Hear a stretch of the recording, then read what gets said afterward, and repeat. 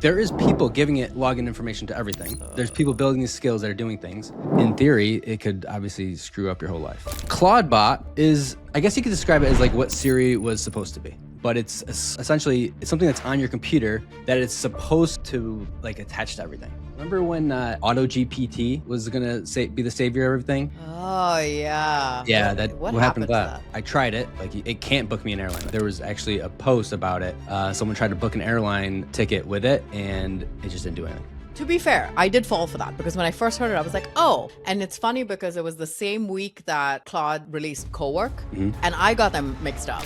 Good old Amazon is laying off some more folks, 16,000 to be exact. So the question becomes, do they rip off the Band-Aid in 2023, 2024, let go of 300,000 people? They could start a recession.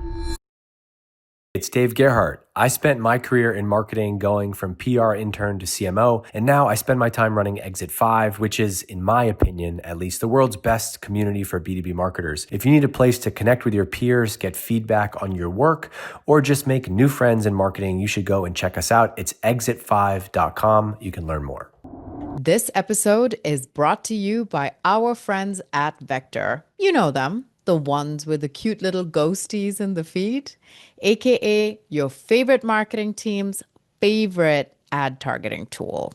See why at vector.co. Welcome to Notorious B2B. Episode 47. Big day. 47. Big we are day. three away from being in the top 1% of podcasts, because most of them fall off before they hit 50 episodes. Really? That's the thing? Yes. Supposedly that's a stat. Oh, all right. Well, yeah. Then what? Yeah. Do we fall? So we should probably fall off. Yeah. We should do that. Kill it. We're good. We made it a top 1%. We won. We're over Done. it. Move on to the next project. All okay. right. We have big urgent Hall of Hands this week. Oh, right? Huge. We got like three. This could be 3 episodes, but it's going to be 1. It's going to be Okay. Let's do it. Let's start off with a doozer. Moltbot. Why is it called Moltbot, Tim? Share with the group. Turns out Anthropic doesn't like that. They don't like the whole Claude thing in there. Even though it was spelled CLAWD instead of CLAUDE. But, I get it. I get it too. To be fair, I did fall for that because when I first heard it, I was like, oh. And it's funny because it was the same week that Claude released Cowork. Mm-hmm. And I got them mixed up. So when we were talking about it via text, I was actually talking about Cowork. I wasn't talking about Clawdbot. So I got them mixed up too. Yeah, I still think it's under Claude. I'm just going to go with that. I'm pretty sure it's under Claude still. Also because they describe it as Claude with hands. So it's like they're literally... Yeah, it's a lobster. They did what we did with the Marketer's Exit, which is try to capitalize on Exit 5's brand. So they're trying to capitalize on Claude's brand. It's a good strategy. Yeah, it's actually quite smart. Good for them. But Clawdbot is, I guess you could describe it as like what Siri was supposed to be. Yeah.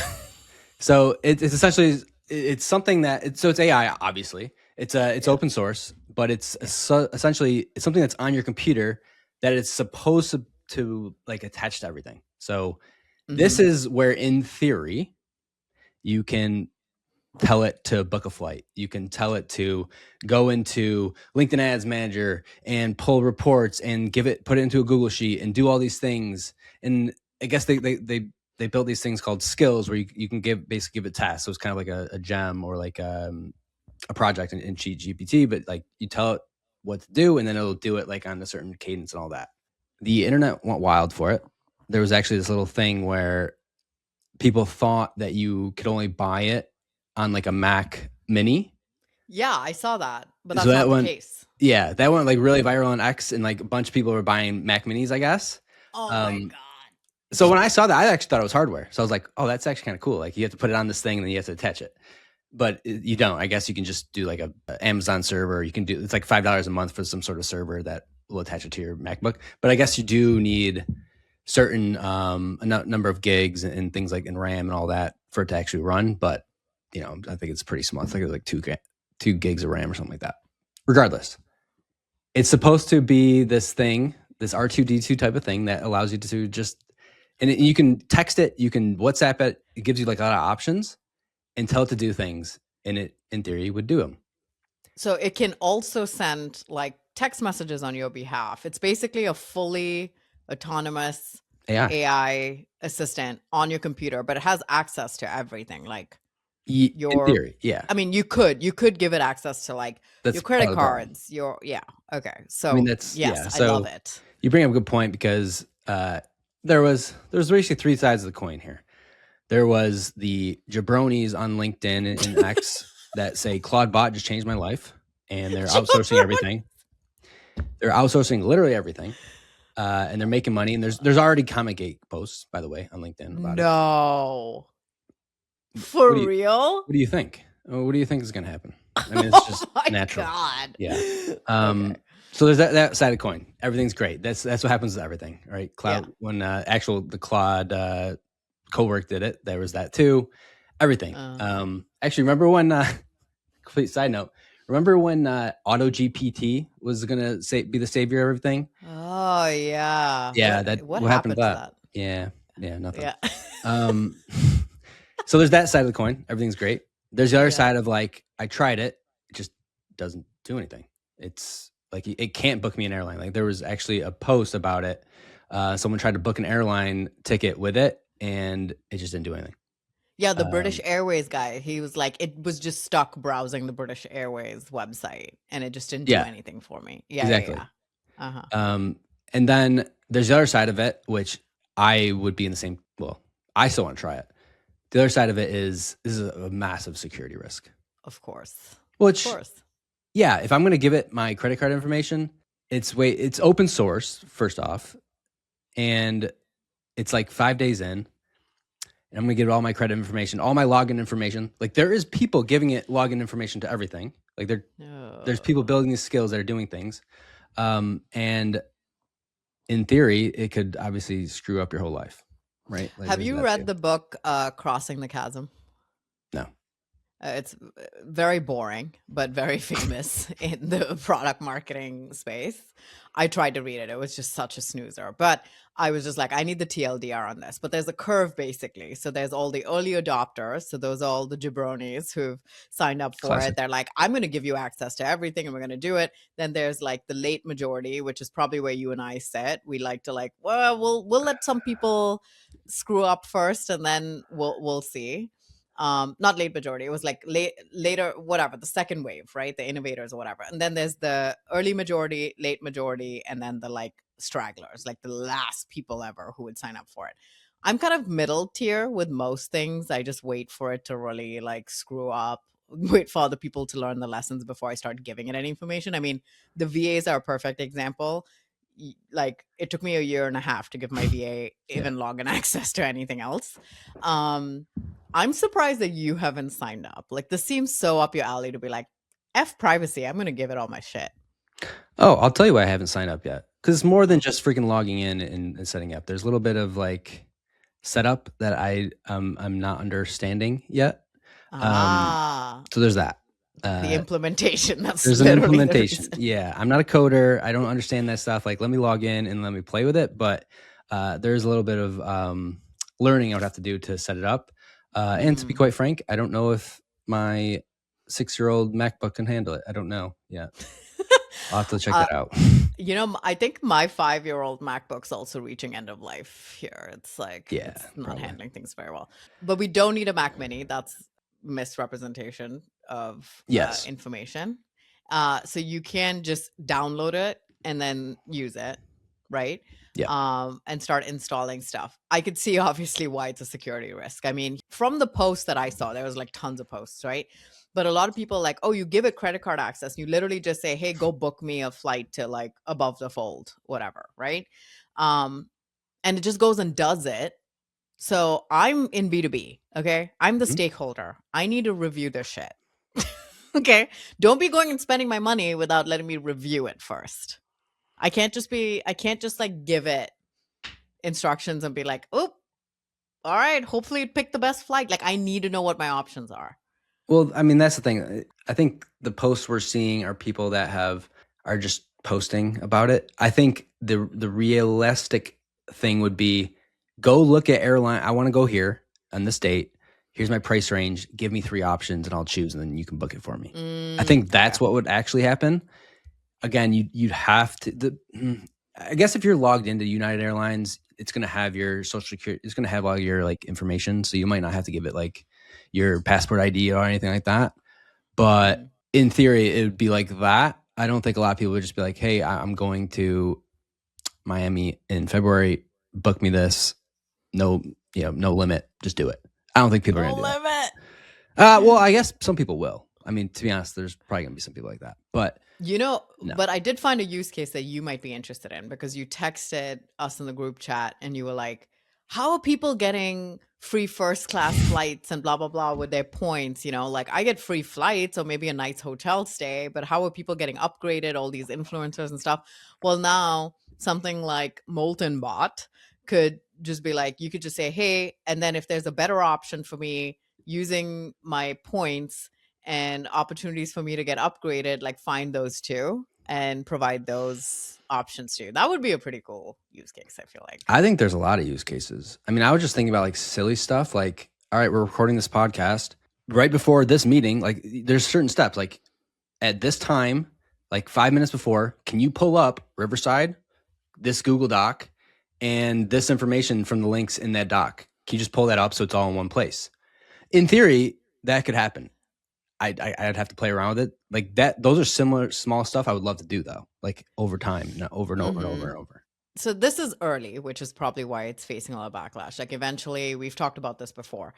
You usually like start off with something that's super crazy. Over time, we'll put regulations in place. It refines whatever.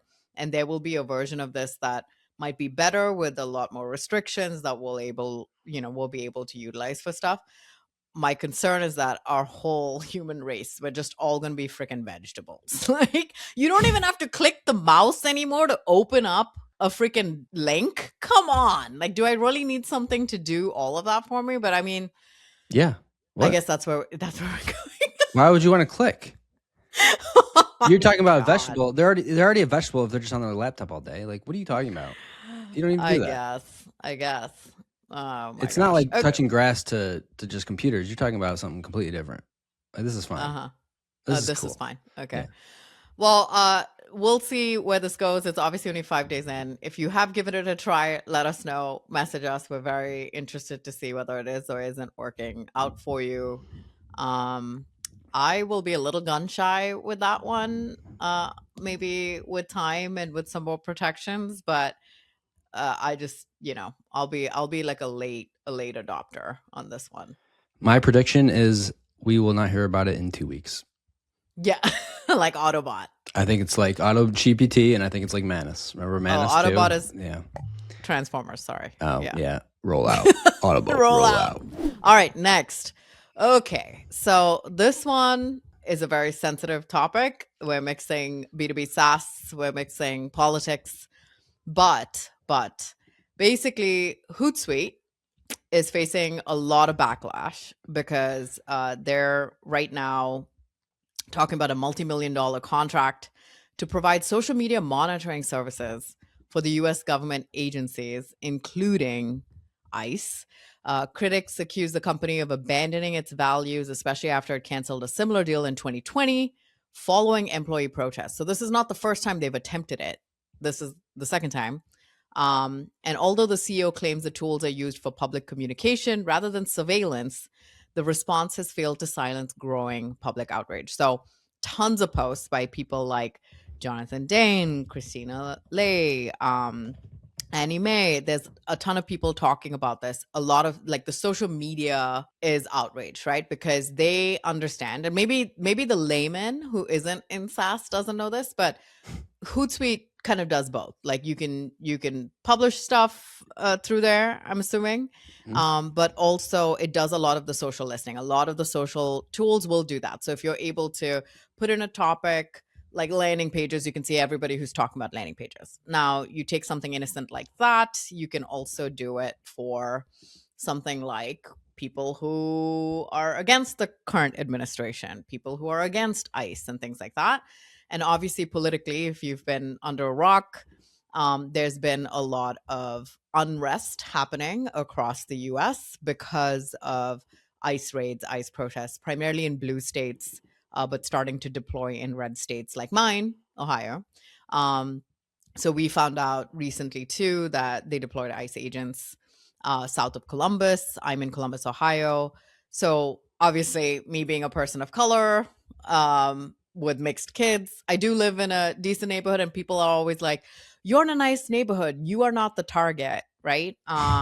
But ultimately, they don't know that. So if they come to your house, you have certain rights. They can't come in without a warrant. If they insist, you can open it up, be silent, make sure you have a lawyer. Those are some of the practices that people are, evangelizing online. However, if you are out and about, it's a little bit different. Um, you know, what if I'm in a different area? Like, it doesn't matter. So they're stopping people based on assumptions that they're making about whether you are an immigrant or not. They are asking to provide documentation that you are from here. And a few days ago, I was having a really hard time with everything after everything in Minneapolis, and I wrote about it too. And it's just really hard to talk about landing page stuff and who got acquired by who and all this other bullshit when all of this is happening. And it is a reality for many of us. And so some of the steps that I had to take personally was, we printed copies of all my legal documentation. It is in each vehicle, my husband's vehicle, my vehicle, in case we do get stopped, and I can show proof of citizenship. However, there are also reports where they can still detain you even if you do have documentation, if you're just a little less cooperative. So if they decide they don't like you, they'll just take you. However, I've also heard positive things where, okay, if they do detain you, they have been letting people go within hours. But again, it really just depends on your specific situation. It is wild that I even have had to do that. I've lived in the US for 15 years. It's wild that I had to print out documentation and keep it there, keep it in a easily accessible place in my home in case that does happen. My former boss in Iowa, she's got her documentation printed. She's like in Iowa, but 300 ICE agents were deployed in Iowa. So it's just like they're going door to door. So just things like that, where it is a little bit of a crazy time. LinkedIn's been posting a lot about it as well. A lot of people doing that, which then Hootsuite kind of adds to that surveillance question mark, because the funny thing is I posted about it a few days ago, just talking about like my experience with everything. And there were so many people who were either DMing me or commenting on my post saying, wow, you're so brave to take the risk to post about this. And in my head, I was like, why can't I talk about it? Why is it a risk? And the truth is, it is a risk, because there's also chitter chatter, right, about them just trying to round up people who are just against the existing administration. And so me just talking about this, going against this stuff, like, puts me at risk.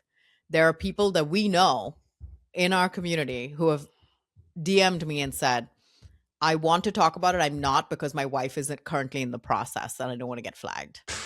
So it's just crazy things like that where we don't realize. My husband is white. I'm not, like, so there are lots of things that could happen. And that's why this is such a sensitive topic right now. And then you have companies that are partnering. Now, there are some influencers who are part of Hootsuite. And so my side note here is they've taken them off their taglines. Oh. So while they still work there, they've taken it off the tagline because they're experiencing such crazy backlash. So here it says, Yanni at Workshop says, keep politics off of LinkedIn. Okay, great. Let's talk about business instead. Here's a lesson in consumer trust explained in 2 headlines regarding ICE. Small business reaction to ICE raids. Businesses, many of them locally owned, closed their doors to halt economic activity, saying that losing a day's revenue was worth the cost to be part of the effort to end the immigration enforcement. That's by the New York Times. But a corporation's reaction to ICE raids, Hootsuite could receive up to $2.8 million for contract with U.S. Immigration Enforcement. One internal email referred to the ICE opportunity as a Trojan horse deal. It's always people over profit, and we value community until it's not.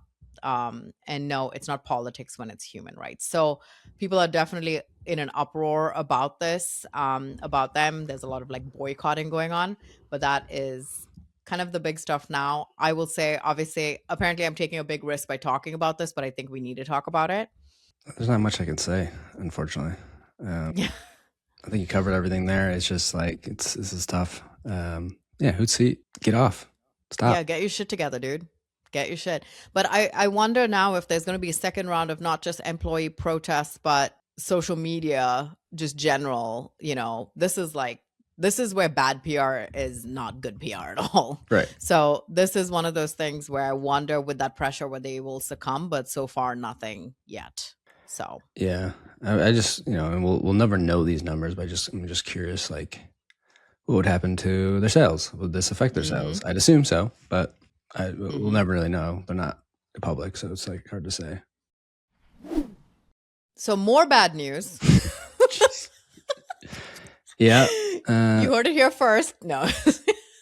Good old Amazon is laying off some more folks, 16,000 to be exact, which is, so they let go some more people in October. So that like their latest layoff, I think we covered that. It was about 14,000 employees. Now they're letting off another 16,000 in January here. It's a lot in a little time frame. And these are corporate jobs. So they do employ like 1.5 million people, but in their corporate jobs, which there's about 350,000. So it's a much bigger percentage that way. And a lot of people, would think, oh, it's because of AI. I don't think it's because of AI. I actually think, I'm sure part of that is. I think it's because, and I was doing some reading, that they hired a lot in the vid area, like a lot of people. Yeah, that seems to be the running, I don't want to say excuse, but the running reason a lot of corporations have said why they're doing the layoffs now, which is they overhired during the COVID period, and then they had to let people go once they moved in person and once we moved out of that vid area. But my thing is, like, COVID was now how many years ago? It was 6 years ago. Dang, yeah, 6 years ago. Like, how much longer do you think we can use that as a reason to let people go? Well, let me ask you this. During 2020, 2021, they hired I'm telling you, it was like 500,000 or something like that. Like a big number. So the question becomes, do they rip off the Band-Aid in 2023, 2024 and just let go of, I'm sure they wouldn't fire everyone, but 300,000 people? I'm not saying that's one of those things that could move an earth. That could start a recession. So the question is do you rip off the Band-Aid all at once, or do you trickle it like this? Probably trickle. If you're the owner, if you're Bezos, if you're Jeffrey. I mean, yeah, that makes sense. You keep them hanging a little bit, right? That's better, in my opinion. Yeah, I think my question then goes to why was there so much hiring in the first place? Boom. Well, think about it. Vid happened. Everything's closed. The only place you could really get anything was Amazon. And then, you can go to the grocery store, but no one wanted to go to the grocery store with your mask on and risk it. Come back and wash. You literally thought anything.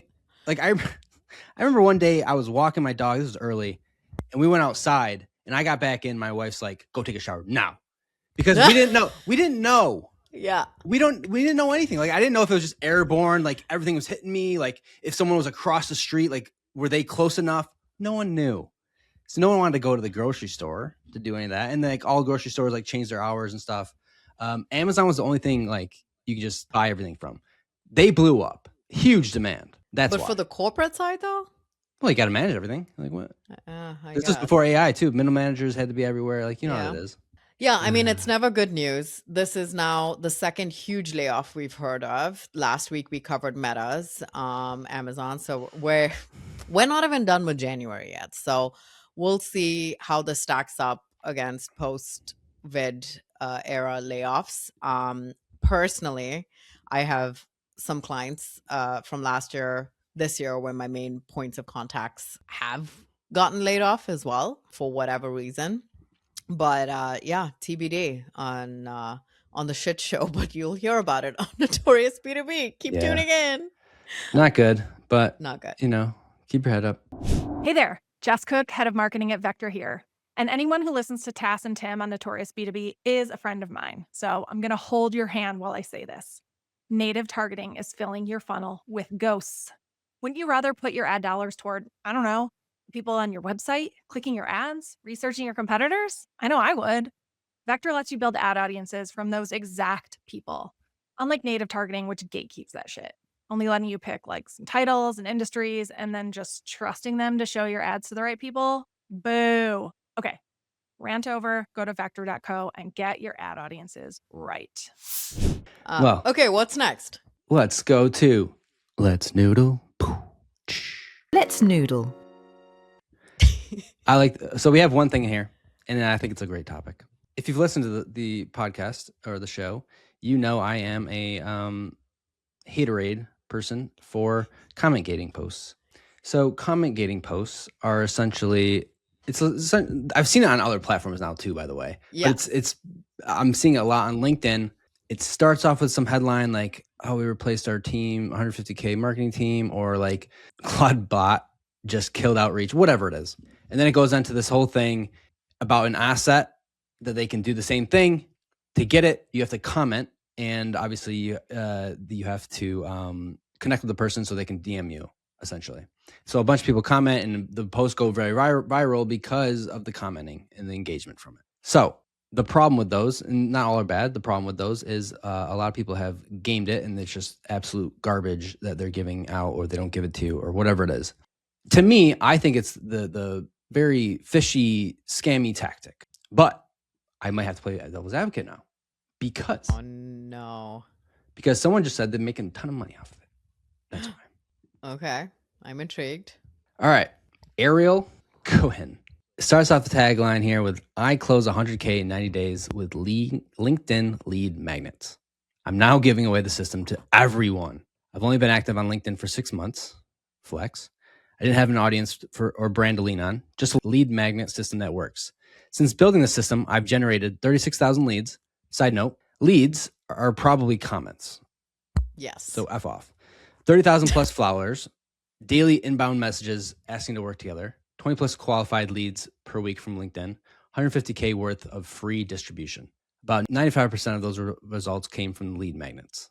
It almost feels unreal, blah, blah, blah. Here's the document, what's inside, the system that generates so many leads from 9 posts, blah, blah, blah, blah. Then obviously ends it with a comment magnet, connect me like this post. So it's a comment gate. And then it shows pictures of all these lead magnets, which are all comment gating posts with AI lead magnets or whatever. Yeah, but open up that image really quick, because some of these look like just news, like breaking, NVIDIA just dropped a paper, blah, blah, blah. Breaking, Google just released Gemini 3. So he starts it with like, I'm giving you this news headline, right? Mm-hmm. For like, out of these 9 posts he screenshotted, there's 5 of them that have like breaking news. And then he, at that point, sells whatever that is. He's trying to sell something underneath that, because obviously there's a ton of comments and stuff in there. And, so he's got the hook, which is, I'm going to talk about news, or I'm going to give you this like astronomical like promise. And then he goes into the system and it's all comment gating, and people are obviously falling for it. Yeah, that's what happens. So here's one of the ones that you're talking about. Breaking. McKinsey just predicted your org chart will shrink by 70%. So he's taking a news article, using it as the headline, essentially. Then he kind of goes into like, by 2026, some companies will run 50 to 100 AI agents managed by 2 to 3 people, blah, blah, blah. Here, that's the old model. Here's the new model, 75% or 70% fewer coordinations roles as, so people are basically getting laid off. Amazon flex there. The org chart is dead. Here, he does like a bunch of research, probably AI research, of 20 plus elite resources on this transformation of big companies in the framework they're using to go agentic, essentially. And then it turns into like a comment gate post, comment chart below, connect with me. And essentially whatever the thing is going to be that research. So that's like the lead magnet. And he's using these kind of breaking, and then goes into whatever that headline is. for those, which I don't mind the kind of, it's not bad as like it's better than I replaced my 150K marketing team. Tell you that much. Yeah, I mean, he does a mix of both. My thing is that specific post was like, oh, I'm going to give you a chart. The other one is like, oh, I'll give you this system. So it's like his lead magnets are kind of also all over the place. It's like, what is he selling? Is he just selling like consolidated research? And then he's like, okay, I'm going to sell you my framework for all this lead magnet consolidation. It's just like weird. But ultimately, what's he selling? Oh, convert more leads, automate calls, grow faster with custom voice AI, which like has nothing to do with the McKinsey chart thing. So I could sell a freaking lead magnet right now. It has nothing to do with my business. I'll be wary about whether I get any landing page business from it. It's kind of weird, right? It is. No, I don't. Now the thing is, it doesn't say is he selling the company he is the founder at, or is it something else? I don't know. I'm assuming the company is the founder at the voice box here, but it's hard to say. But he says he closed 100K from it. Here's my concern: is that it's a lie. That's my concern, and I say that, because he says he got how many leads? 75,000 or so. 36,000. 36,000 leads. Hear me out. 36,000 leads from these comments or whatever. He also has this company, this voice AI box thing. Out of 36,000 people, if you just email them all with something completely different, like voice box, there's going to be some percentage that are like, oh yeah, actually that's interesting. Okay. So if our theory here is correct, that the thing they're talking about, these comment gate, these lead magnets are wrong. Or not wrong, but like they're completely different. Yeah. And then he sells something completely different. There's just like it's just mass email, but these are basically the leads. He could also have a great follow-up session like thing with it. I don't know. Yeah. But let's just assume. We're just going to assume here that it is right. And he closed money off of these lead magnets. Are we wrong? These lead magnet things are awesome. Is that the thing? I hate it, by the way. I'm just saying I hate it. But I don't know. It could be it. But I just wanted to go into a side tangent here because I'm sick of the freaking comment gating. And I want to show you a recent one that I kind of bit on and how terrible it is. Oh. I'm just going to call it out. So I'm excited. Okay. Let's go through it here. So here, I'm going to show you the post. So this was the post from Andrew Shemet. RIP traditional marketing. I generated 1 billion plus organic views last year, and I'm doing it now at 0.03 CPM. For those who don't know what CPM is, it's cost per 1,000 impressions. Yes. Interesting tactic where he actually puts comment CPM, and I'll explain how it works, and then he goes into the whole thing. Wait. Let's pause there for a second because I saw somebody who said testing CTAs earlier in the post rather than at the end. Okay. So that's what he's doing. He's doing the CTA up above, and then he goes into the explainer, and then he'll do the CTA, a second call out for the CTA down below. A little marketing there. Nice. Yeah. Maybe I'll try. I don't mind trying that, but I'm not going to do the comment for, But anyway, keep going. Well, I bet, and I did comment, so I'll take you through that too. So, comment CPM, blah, blah. Gives a little background. I've spent 10 years in app marketing, testing channels, formats, and growth models. Now I've put all that knowledge into a system that generates billions of views per month at a 3 cent or 0.3 cent CPM across all geos. Is ROI positive for clients, distributes across all major short form platforms. So obviously the picture has YouTube, TikTok, Instagram, blah, blah, blah. Mm-hmm. The best part, paid ads or influencers would easily cost you $30 CPM. I packaged everything into a playbook where I can explain what you actually need to buy organic reach for 0.03 CPM, how it turns into installs and purchases, how the funnel works, blah, blah, blah. Want to understand how it works, connect me, comment CPM, blah, blah, blah. I was like, oh, shoot, this guy's figured something out. Mm-hmm. I bet. You got a lot of comments. I bet I got it. I got the asset. I'll give him kudos to that. Okay. You get the asset. So it's this page here. This is basically his website. By the way, you don't just get the asset. You have to go to this page. Double gated. Yes, double gated. Get instant access. Have to put in the email. It talks about what he just talked about. So I bet. I do it. Okay. You go into it. You get the access immediately, which is actually great because you don't have to go deal with the email. Yeah. The playbook you get is It's basically 3 different pages. It gives you like a summary page of what it is. 3 different pages. 3 different resources. How to buy organic reach for 0.03 CPM. How organic views turn into installs and purchase, and how the funnel works. Okay. So the first one, to give you the TLDR here, he goes into like how to get this cheap. It's basically by starting a large enough decentralized publishing system, Okay. which is literally his company. Okay. So the only way to get that 0.03 CPM is to Work with him. work with him. He also does mention, or another large distributed centralized system like ours. Like who else? So you have to spend 10 years to build it to get that CPM, and so basically what he's selling is like UGC content creators, but like a ton of them. But he's basically built his own system so you can get it across tons of different UGC content creators. Then the other one's like, how do organic views turn into installs and purchases? It's literally just talking about attribution. This is not a direct response funnel. Sequence is simple. User sees the video, they see it again. They don't click anything. They remember the product name, brand, or promo code. After that, they go to your website, blah, blah, blah. Cool. How the funnel works. Thanks for mansplaining marketing to me. Cool. How the funnel works. It's literally just case studies and absolute garbage. So the whole thing was, here's how to get 0.03 CPM. The competitor is 30. If you do this on anywhere else, it's $30 CPM. Comment gate so I can show you how to do it. Buy my stuff so you can do it.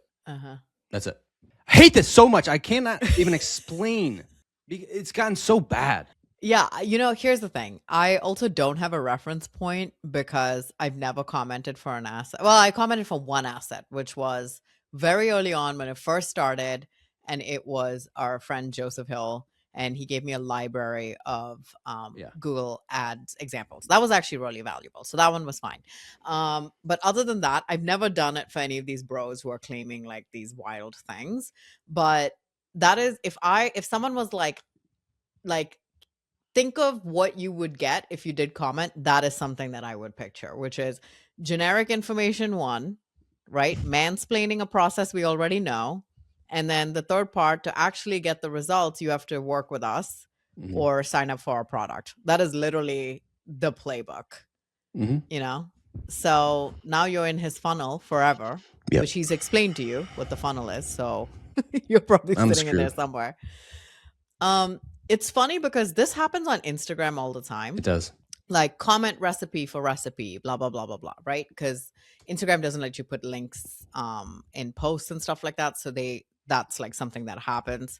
I get irritated with it there too, but not as much as I do with LinkedIn. And maybe it's because with Instagram, it's quick. Like I go through a reel, I see this recipe, they're at least showing you part of the recipe on there. Maybe they don't give you the exact dimensions, whatever, but that they're like, hey, do you want the recipe? Comment below. It's very quick where they say you got to comment for it. It's not like a huge explanation.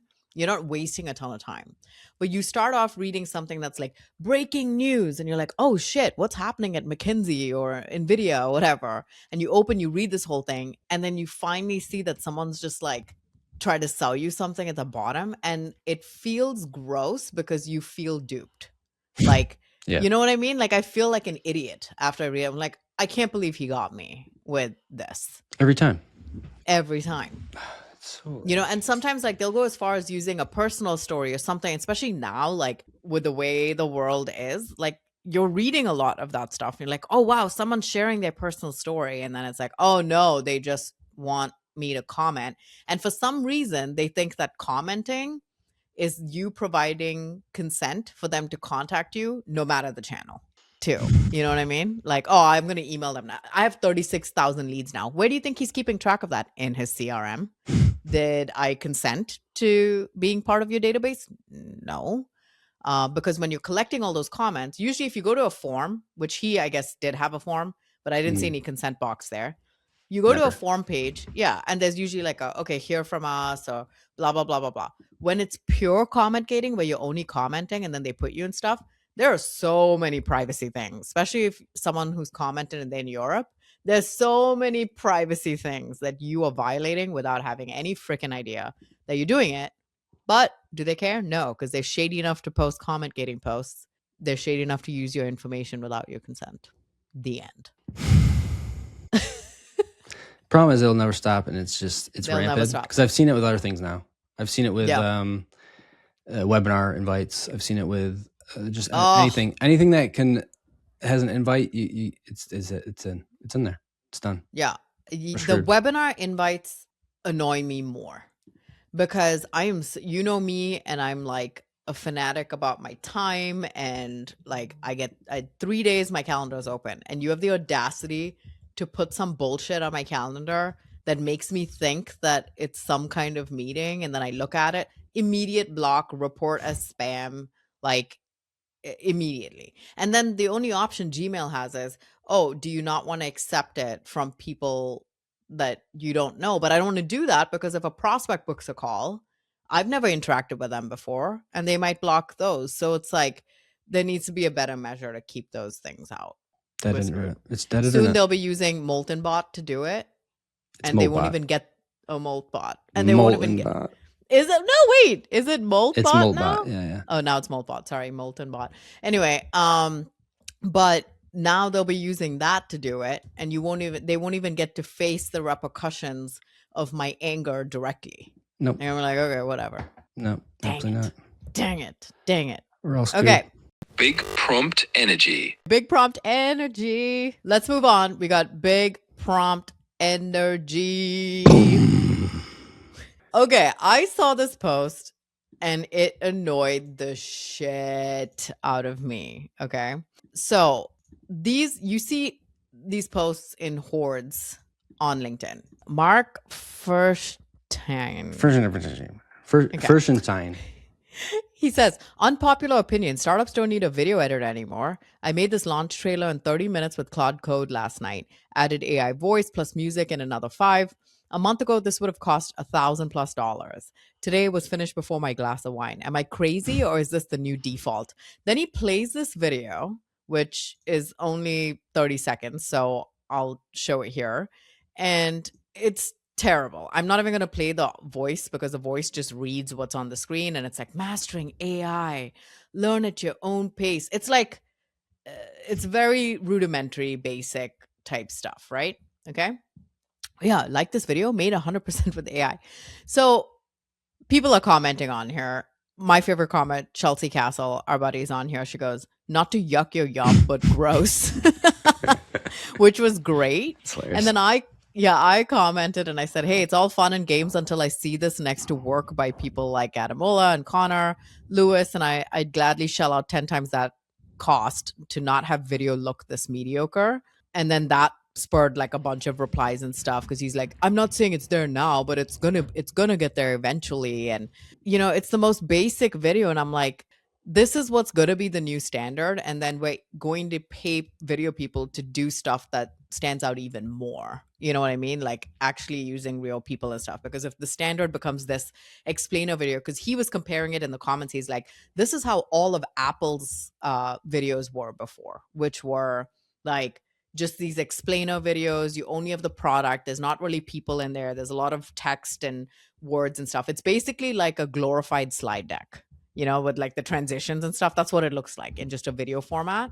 But if that becomes the norm, then people, in order to stand out, you're going to have to go full blown, in the opposite direction and doing work like that. But it was just so, like, the video was so terrible. And for him to say, wow, check out this amazing video that I made over a glass of wine. And it's like, nah, bro, it looks like a video that you made over a glass of wine. It's something I can create in Canva in like 5 seconds before That's AI. what I'm saying. It's like a template video. You don't even need AI to do it. Like Canva has video stuff. You just input text and like it'll pop out. So that's why people were laughing and stuff, because we're like, this isn't even that good. You don't even need Canva. It's called transitions, isn't it? Like text transitions in That's Google what I'm Slides. saying in the slide decks. Yes. Like what, it's transitions. Like I can create this right now in Google Slides. Like I think it's like oh no. Animate. Yeah, you animate this. Animate. You animate it in Google animate. Slides. I can literally create this in Google Slides right now. Friggin' flying words and shit. Like, what year is it? We're going back again. I'm going to say this again. We're going full circle back to what it was. like before. So you're just transitioning images and text, and you're like, wow, look at this amazing video that I created with AI. It's like, oh, bro, this is so bad. It is so bad. The only thing I would say that is not bad, like it's different than the Google Slides, is like the voice part. That's the only thing that you can't really do like in a Canva or Google Slides easily.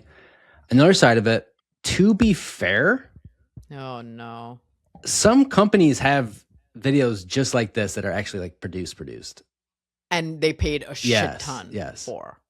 I've seen many. They might put like a person in it in a desk and like a little stock like video in there. You know, like the stock in video or Yes. image of like the team looking at the whiteboard, and they got Yeah. the post-it notes on those, the yellow post-it notes. Yeah. It's like the same one that everyone uses. That's the only thing that I think is different.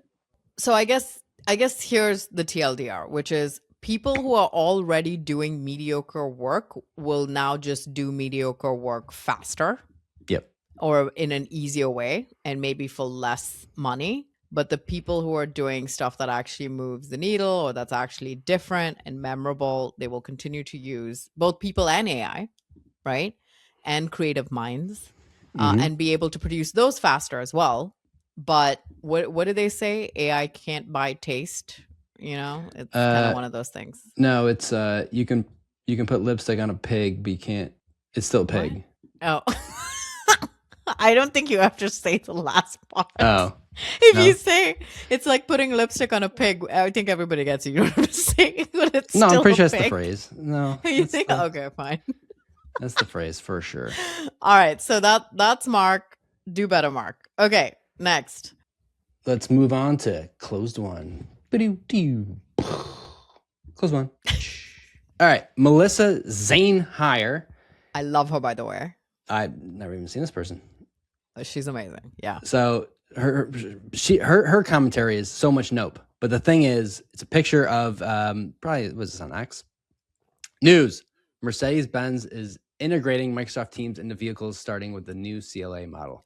So yeah, not relatable at all. I don't use Teams or have a Mercedes. But Peekaboo, jeez, under it. The username The Peekaboo. yes. If I see a Teams invite while I'm in the car, I'm driving off the nearest cliff. That's relatable. Why Yes. do they have an integration with Microsoft Teams?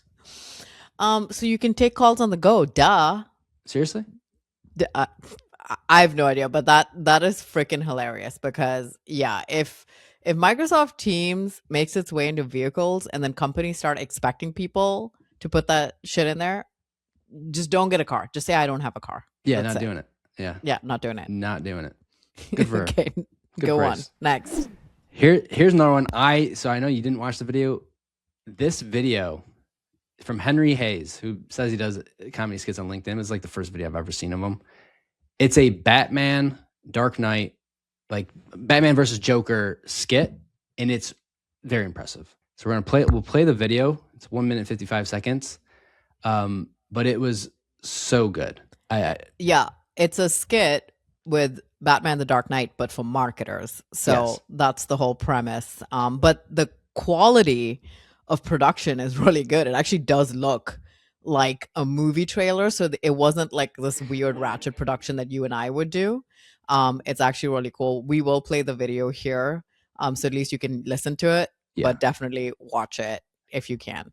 I mean, the quality is unreal. The freaking the cuts, the acting. I mean, there's definitely face mask. Unless it's AI, there's no way it's AI. It's so good. No. I'm so impressed. We'll play it here. Yeah. You wanted me.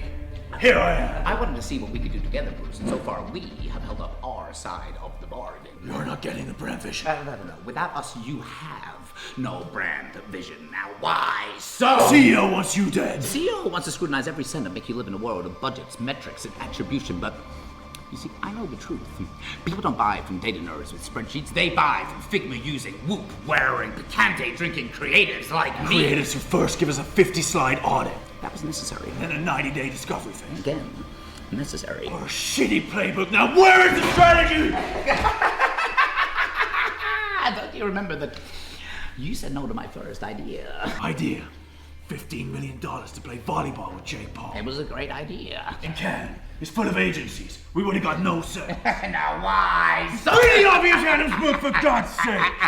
obvious. I mean, too obvious, Bruce. Let me just tell you that I've had ayahuasca with Mark Ritson. I've had shroom chuck with Rory Sutherland. Hey, I've even shared a sauna with Nils Leonard on the Isle of Skye. I am creative. I just don't need to read a fucking book. Read it. The obvious ideas are best. I tell you what's obvious.